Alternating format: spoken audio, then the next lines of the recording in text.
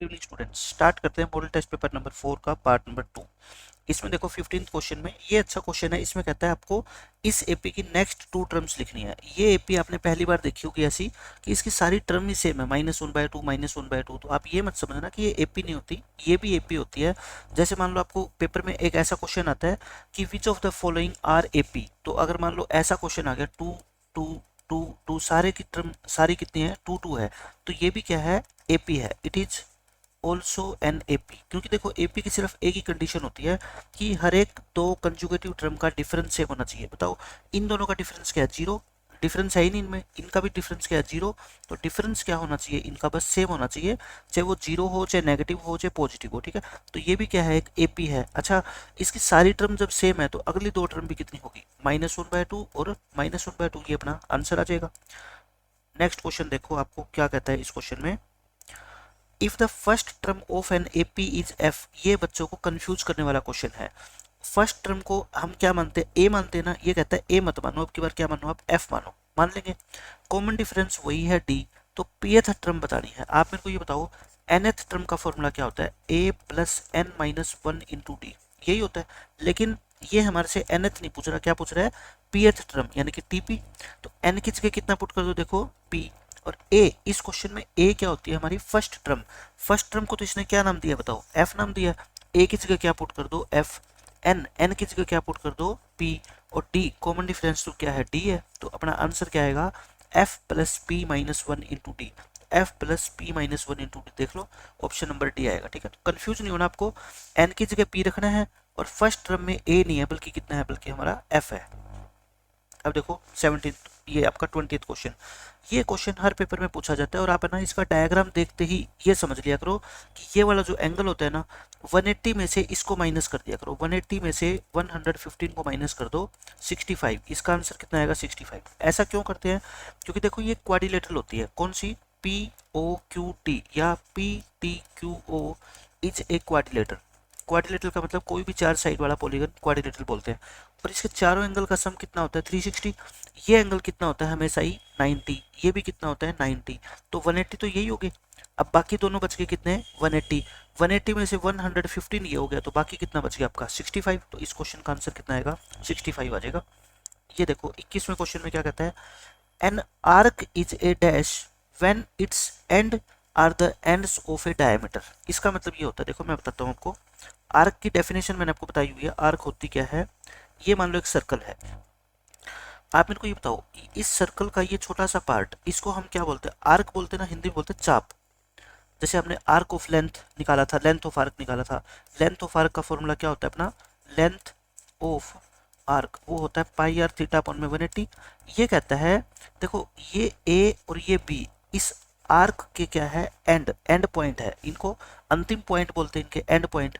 ये कहता है अगर ये एंड पॉइंट है ना, क्या बन जाए, डायमीटर के एंड पॉइंट बन जाए। कहने का मतलब अगर मैं आपसे ये कहूँ कि ये इसका डायमीटर है सी डी या पी क्यू, कहता है इस आर्क के जो एंड पॉइंट है ना, वो इस डायमीटर वाले एंड पॉइंट बन जाए। मतलब कि आर्क हम ये ले लें पूरी की पूरी, ये पूरी आर्क ले लें, तो ये आर्क क्या कहलाएगी, इस आर्क का स्पेशल नाम हो जाएगा क्या, सेमी सर्कल। क्योंकि ये डायमीटर को अगर जाके टच करेगी दोनों के दोनों एंड पॉइंट, तो ये वाली आर्क अपनी क्या बन जाएगी, सेमी सर्कल। तो क्या लिखेंगे, N arc is a semi circle.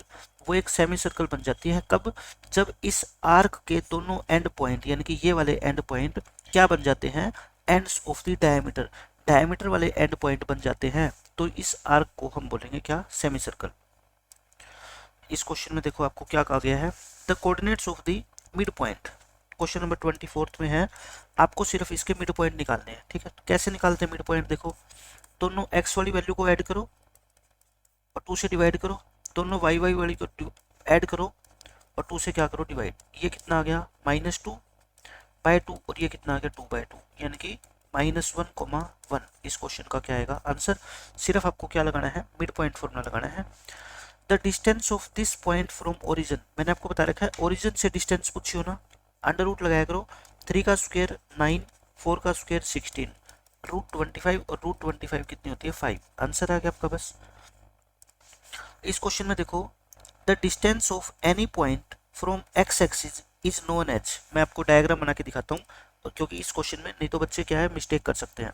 मैं ये कहता हूँ आपको, अगर मान लो आपको यहाँ पे मैं लिखता हूँ 1, यहाँ 2, यहाँ 3, यहाँ 4, फिर 1 2 3 4। अगर मैं आपको कहूँ कि एक पॉइंट प्लॉट करके दिखाओ मेरे को 3,4, तो आप कहोगे 3 पहले x लेंगे और फिर 4 ये लेंगे, है ना।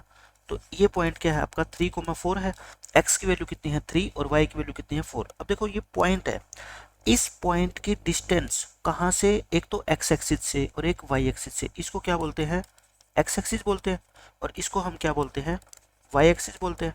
अब आप खुद बता दो कि ये जो पॉइंट है P जिसको मैंने नाम दिया है, इसकी y एक्सिस से, y एक्सिस तो ये वाली लाइन है ना वर्टिकल, इससे डिस्टेंस कौन सी है, यही तो है। इससे डिस्टेंस कौन सी है, ये वाली है जो मैंने अभी रेड पेन से ड्रॉ करी है ना। ये कितनी है डिस्टेंस, यहाँ से लेके यहाँ तक। बच्चे गलती से इसको 4 कह देते हैं, भाई ये 4 थोड़े है, 4 तो हाइट है। ये डिस्टेंस इतनी ही है जितनी की ये है, आपको पता है। ये डिस्टेंस और ये डिस्टेंस दोनों बताओ इक्वल है, तो ये तो कितनी है 3 है, तो ये भी कितनी होगी बताओ 3। अब इसी तरह से मैं कहूँ अगर कि इसको नीचे ज्वाइन कर दो, आप इसको क्या कर दो नीचे ज्वाइन कर दो, तो ये डिस्टेंस कितनी होगी आप बता दो मेरे को, जो ब्लू पेन वाली है ये कितनी है देखो 4, क्योंकि ये इसी के इक्वल है। ये जो मैं लाइन ड्रॉ कर रहा हूँ अब ये दोनों इक्वल है, तो ये भी कितनी होगी 4। इसका मतलब अगर मैं कहूँ आपको, so distance of point P, distance of point P जिसके कोऑर्डिनेट है 3,4 फ्रॉम x एक्सिस, इस पॉइंट की x एक्सिस से डिस्टेंस यानी कि ये वाली डिस्टेंस ब्लू वाली कितनी है बताओ 4 है। और distance of this point from y axis, y axis से यानी कि ये वाली डिस्टेंस रेड वाली ये कितनी है 3 है। तो मैंने आपको पहले भी बता रखा है कि आप उल्टा सोचा करो, ठीक है। इस पॉइंट की अगर x एक्सिस से डिस्टेंस निकालनी हो तो y कोऑर्डिनेट, और y एक्सिस से निकालनी हो तो x कोऑर्डिनेट, ठीक है, यही तो होता है। अब इस क्वेश्चन में देखो क्या पूछा गया, x एक्सिस से डिस्टेंस पूछी गई है, तो x एक्सिस से डिस्टेंस क्या होती है आपकी y कोऑर्डिनेट होता है। ये आपका आंसर आ गया बस। अब देखो नेक्स्ट क्वेश्चन, इसमें कहता है in which ratio does this point divide the line segment join of this and this. अपने को सिर्फ ये बताना है कि इन दोनों पॉइंट्स को ज्वाइन करने से जो लाइन सेगमेंट बनता है 15,5 से और 9,20 से, इस लाइन सेगमेंट को ये वाला पॉइंट जिसके कोऑर्डिनेट है 11,15 किस रेशियो में डिवाइड करता है। तो रेशियो निकालना है, रेशियो को हम क्या मानते हैं k/1। तो बताओ यहाँ पे इस 11 की हेल्प से निकाल लेते हैं हम, ठीक है। x वाली वैल्यू से निकाल लो, तो k की मल्टीप्लाई किससे करेंगे हम 9 से, और 1 की मल्टीप्लाई किससे करेंगे 15 से, और अपॉन में क्या होता है अपना k+1, क्रॉस मल्टीप्लाई करके k की वैल्यू निकाल लो बस। कितना आएगा बताओ, ये 11k प्लस में 11, और ये कितना आ गया आपका 9k प्लस में 15। इस 9k को इधर ले आना 2k बचेगा, और यहाँ 4, तो k की वैल्यू कितनी आ गई आपकी 2। तो रेशियो कितना था बताओ k/1, और k कितना है बताओ 2, तो 2/1 इस क्वेश्चन का क्या है आंसर आएगा। खत्म क्वेश्चन। 28वें में देखो, for what value of theta the value of tan theta and cot theta will be equal. देखो आप ये समझते होगे कि टेंजेंट 30 की वैल्यू कितनी होती है 1/√3, ये तो आप जानते हो। tan 45 कितना होता है आपका 1 होता है, और tan 60 की अगर मैं बात करूँ तो ये होता है √3, क्योंकि ये तीनों सबसे इंपॉर्टेंट वैल्यू है। लेकिन अगर मैं कहूँ cot 30 कितना होता है, तो ये थोड़ा ही 1/√3 होता है, ये कितना होता है √3। cot 45 कितना होता है 1, और cot 60 कितना होता है आपका 1/√3। ये पूछा है अपने से पूछा गया कि किस थीटा की किस वैल्यू के ऊपर tan और cot आपस में बराबर होते हैं। मैं कहता हूँ 45 डिग्री पे, 45 डिग्री के ऊपर tan भी 1 होता है और cot भी क्या होता है 1। अगर ये tan 45 और cot 45 पूछ ले तब भी दोनों क्या होते हैं 1 होते हैं। सॉरी tan नहीं, आपका क्या आएगा यहाँ पे cot आएगा। तो tan 45 और cot 45 दोनों की वैल्यू क्या होती है आपकी 1 होती है। और इसी तरह से sin 45 और cos 45 भी दोनों इक्वल होते हैं, इनकी वैल्यू कितनी होती है 1/√2। तो आपसे पेपर में कोई भी क्वेश्चन पूछ लिया जाए ना कि बताओ ऐसा एंगल बताओ जिसके ऊपर tan और cot इक्वल होते हैं, आप कह देना 45। ऐसा एंगल बताओ जिसके ऊपर sin और cos इक्वल होते हैं, तब भी क्या आएगा 45। यानी कि इस क्वेश्चन का आंसर कितना आना आपका 45 ही आना है, ठीक है, ध्यान रखना। 29वां क्वेश्चन देख लो, इसमें इसकी वैल्यू निकालनी है। इसके दो तरीके हैं देखो, अगर आपको कुछ भी नहीं आता, टेबल बनानी आती है, तो फिर आप इस क्वेश्चन को सोल्व कर दोगे। साइन स्क्वायर 30 का मतलब होता है साइन 30 का होल स्क्वायर, और ऐसे ही कोस 30 का होल स्क्वायर। साइन 30 की वैल्यू होती है 1/2, और कोस 30 की वैल्यू होती है कितनी √3/2। ये तो आपको पता होनी चाहिए। स्क्वायर करोगे 1 का स्क्वायर 1, टू का स्क्वायर 4, रूट 3 का स्क्वायर 3, 2 का स्क्वायर कितना 4, 4 एलसीएम लोगे 1 प्लस 3, 4/4 कितना होता है आपका 1, आंसर आ गया। लेकिन मैं कहता हूँ अगर आपको फॉर्मूले याद है ना ट्रिग्नोमेट्री के, तो इस क्वेश्चन को देखते ही आप आंसर बता सकते हो। फॉर्मूला आपका क्या होता है, sine square theta plus cos square theta is equal to क्या होता है 1, 1 होता है। आप थीटा को कुछ भी पुट कर दो, for all values of theta, for all values of theta, यानी कि थीटा को आप दोनों जगह पे कुछ भी पुट कर दो लेकिन इक्वल होना चाहिए, ठीक है। जैसे आप कहो हम थीटा को 30 पुट करेंगे, तो मैं कहता हूँ इधर भी 30 पुट करो और इधर भी 30 पुट करो, आंसर कितना है 1। 60 पुट करोगे, sine square 60 plus cos square 60 तब भी कितना होगा 1। 90 पुट करोगे, sine square 90 plus cos square 90 तब भी कितना होगा 1, यानी कि दोनों जगह सेम पुट करना है, आंसर क्या आएगा 1। तो देखना यहाँ पे भी 30, यहाँ पे भी 30, तो आंसर कितना आएगा 1, ठीक है। लेकिन फिर भी आपको ना ध्यान रहे मान लो ये चीज़, तो आपको पता होना चाहिए कि इसकी वैल्यू निकालते कैसे है। ऐसे ही आपका जो है ना नेक्स्ट क्वेश्चन है, देखो क्वेश्चन नंबर 30।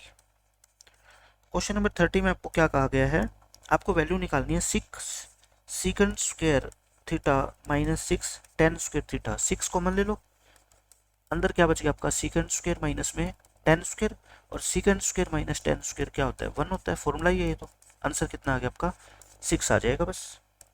नेक्स्ट क्वेश्चन में क्या कहता है, आपको रेडियस बतानी है सर्कल की जिसकी सरकमफेरेंस कितनी है 44 है। तो आपको सरकमफेरेंस गिवन है कितनी 44, रेडियस बतानी है। सरकमफेरेंस का फॉर्मूला क्या होता है बताओ, 2πr होता है, 2 इंटू पाई और इंटू में आर इक्वल टू 44। आपको तो आर चाहिए, ये 2/1 है, इधर आके कितना होगा 1/2, और 22/7 इधर आके कितना होगा 7/22। देखो आपका ये कितना हो जाएगा, ये 22 2 जा 44, ये कट जाएगा, तो आर कितना आ गया आपका 7 आ गया, ठीक है। 7 सेंटीमीटर इस क्वेश्चन का क्या आएगा आंसर। आप एक इंपॉर्टेंट पॉइंट बना के नोट कर लो अपनी नोटबुक में कि अगर रेडियस कितनी हो 7, अगर रेडियस कितनी हो आपकी 7 हो, तो इसकी सरकमफेरेंस कितनी होगी 44, और एरिया कितना होगा 154। मैं कहता हूँ पेपर में बहुत सारे क्वेश्चन इस डाटा के ऊपर पूछे जाते हैं। अगर आपको ये डाटा याद होगा ना, तो आप तुरंत आंसर दे दोगे कि सरकमफेरेंस 44 तभी होती है जब रेडियस कितनी होती है 7, तो तुरंत। अच्छा एरिया दे देता, आपको कह देता कि एरिया क्वेश्चन में कितना है इसका सर्कल का 154 सेंटीमीटर स्क्वायर है, तब भी आप कह देते रेडियस कितनी है 7। तो ये आप याद रख लो, रेडियस अगर 7 होगी तो सरकमफेरेंस कितनी होगी 44, और एरिया कितना होगा आपका 154। नेक्स्ट क्वेश्चन देखो, पाई इज एन डैश। देखो पाई को मैंने अभी तक आपको क्या बताया है कि 22/7, और 22/7 तो सब बच्चों को पता है क्या होता है, रैशनल नंबर होता है। क्योंकि कोई भी नंबर जो p/q की फॉर्म में लिखा गया है, q नॉट 0 हो, वो रैशनल होता है। लेकिन मैंने आपको ये भी बता रखा है कि पाई की वैल्यू ये होती है ना, पाई की वैल्यू ये होती है, और ये अप्रोक्सीमेट वैल्यू होती है, सिर्फ क्या होती है अप्रोक्सीमेट वैल्यू होती है, ये एग्जैक्ट वैल्यू नहीं होती, ठीक है।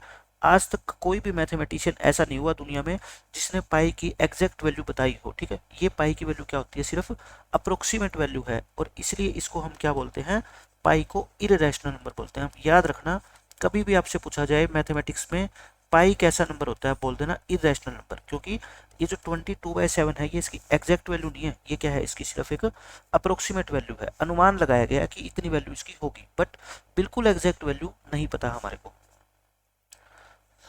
इसमें देखो क्या आता है, टोटल सरफेस एरिया बताना है सिलेंडर का, रेडियस दे रखी है, हाइट दे रखी है h, तो आपको क्या करना है सिर्फ फॉर्मूला ही तो लगाना है। टोटल सरफेस एरिया का फॉर्मूला क्या होता है 2πr into are plus H होता है, आंसर आ गया आपका। 34th क्वेश्चन में देखो, वॉल्यूम बतानी है सिलेंडर की, रेडियस और हाइट इतनी इतनी है, ठीक है। तो आप मेरे को बताओ वॉल्यूम का फॉर्मूला क्या होता है सिलेंडर का, πr² h होता है।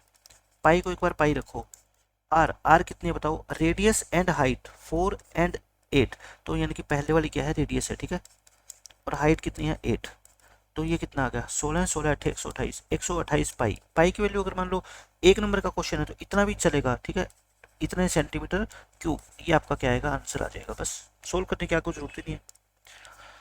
इसमें देखो 35th में, determine the ratio of volume of a cube to that of a sphere, यानी कि एक क्यूब की वॉल्यूम और एक स्फेयर की वॉल्यूम का रेशियो बताना है। लेकिन स्फेयर कैसा है, which exactly can inside the, which exactly can fit आएगा, फिट इनसाइड द क्यूब, यानी कि एक सफेयर जो है ना वो क्यूब के अंदर पूरा पूरा फिट हो सके। आप लिख लो इसका मतलब क्या है, ऐसा स्फेयर, ऐसा स्फेयर जो क्यूब के अंदर, क्यूब के अंदर पूरा पूरा फिट हो सके। मैं आपको भी डायग्राम बना के दिखाता हूँ। पूरा पूरा फिट हो सके उस सफेयर और उस क्यूब की आपको क्या निकालना है, वॉल्यूम का रेशियो बताना है। देखो ये ऐसा है, मान लो मैं ये आपका क्यूब बना देता हूँ, ठीक है। आप सिर्फ एक क्या बना लो, स्क्वायर बना लो, और इसके अंदर आप क्या बना दो, एक सर्कल बना दो।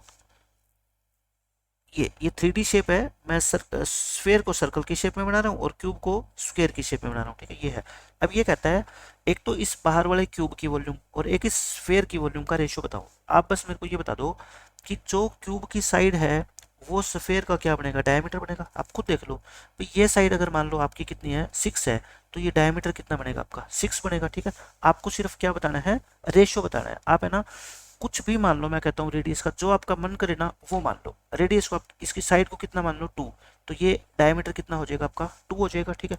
आप क्या करो फिर बताओ, वॉल्यूम ऑफ क्यूब, क्यूब की वॉल्यूम क्या होती है, side into side into side, यानी कि 2 इंटू टू इंटू टू, कितना आ गया, 8 आ गया। फिर आप बताओ इस सफेयर का डायमीटर अगर 2 है तो रेडियस कितनी होगी, 1, और वॉल्यूम का फॉर्मूला क्या होता है, 4/3 पाई आर क्यूब होता है ना। 4/3 पाई, आर तो कितनी है, 1 है, तो 4/3 पाई आ गया। आपको तो क्या निकालना है, रेशो। रेशो का मतलब होता है आपस में इनको डिवाइड करो, पहले क्यूब की वॉल्यूम और इसको डिवाइड करो किससे, 4/3 पाई से। पाई तो देखो ऊपर रहेगा ना, तो डिवाइड को अगर मल्टीप्लाई में चेंज करोगे 3 ऊपर चला जाएगा और 4 पाई क्या आ जाएगा नीचे, यानी कि 8 3 जा 24 अपॉन में 4 पाई, ये कट जाएगा 6 पे, 6 अपॉन पाई यानी कि 6/पाई। इस क्वेश्चन का आंसर कितना आएगा, 6/पाई। तो अच्छा क्वेश्चन था, लेकिन आपको बस ये डायग्राम बनते ही समझ आ जाएगा कि क्यूब की जो साइड है ना वो सफेयर का क्या होगा आपका डायमीटर, और साइड को मैं कहता हूँ कुछ भी मान लो, छोटे से छोटा नंबर 2 मान लो। 2 मानने से ये फायदा होगा कि स्फेयर की जो रेडियस होगी ना वो कितनी होगी, 1 हो जाएगी बस।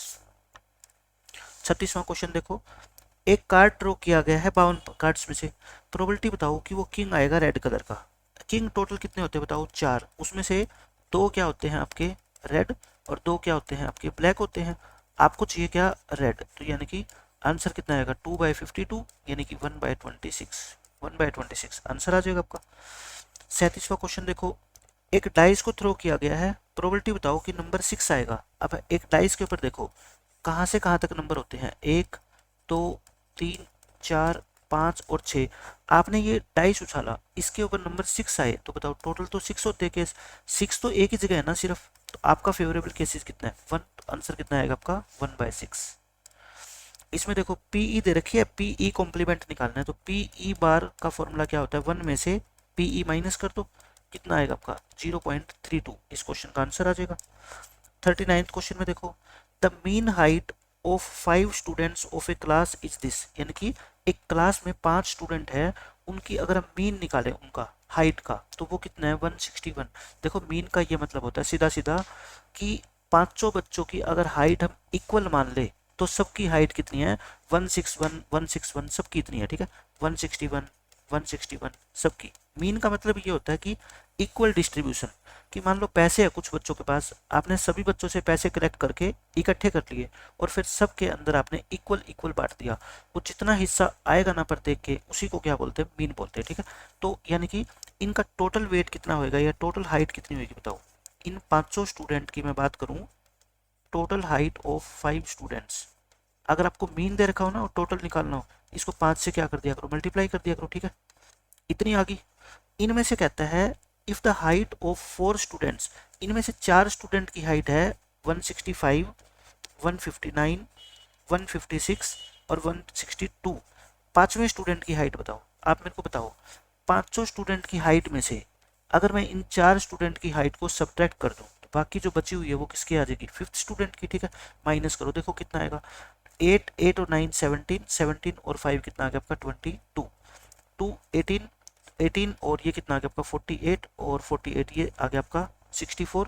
सो आपका जो आंसर आएगा वो कितना आ गया, 805 में से 642 माइनस कर दो, 100 कितना आएगा आपका 63।